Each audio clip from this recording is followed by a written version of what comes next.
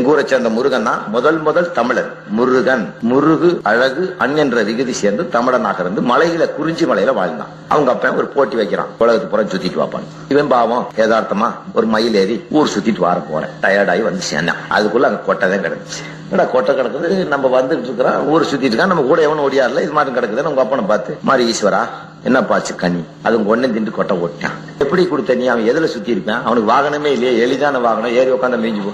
அவன் விவரமா, அப்பா உலகம் பூரா நான் சுத்தல, உலகத்தை படைச்ச ஒன்னையவே சுத்துறேன், நான் ஒன்னையவே சுத்துறேன்னு ஒரு சுத்தின உடனே அவன் கிட்ட பழத்தை கொடுத்துட்டேன். முருகனுக்கு கோவம் வந்துருச்சு. என்ற வக்கால் வழி நான் ஊர் பூரா சுத்திட்டு வந்திருக்கிறேன், உழைச்சு போட்டு ரத்த வியர்வை சிந்த, நான் வேர்வை சிந்துக்கு வந்து நிக்கிறேன், நீ உழைச்சவனுக்கு கூடி கொடுக்காம பக்கத்துல இருந்து ஜால்ரா போட்டான் பார் காவேரி தாயன், அவனுக்கு கொடுத்துருக்க, என்னடா நான் என் போடா நீ அப்படி மேல ஒரு மயிறு மேல எங்க ஊருக்கு வந்துட்டான். அப்பனையே எதிர்த்து அந்த காலத்துல உழைத்தவனுக்கு ஏற்ற ஊதியம் கேட்டு கம்யூனிஸ்டுகள் தோன்றாத காலத்திலே, மார்க்ஸ் தோன்றாத காலத்திலே, இஸ்லாம் தோன்றாத காலத்திலே ஒருவன் நாயம் கேட்டவன் ஒரு தமிழன், அவன் தான் முருகன்.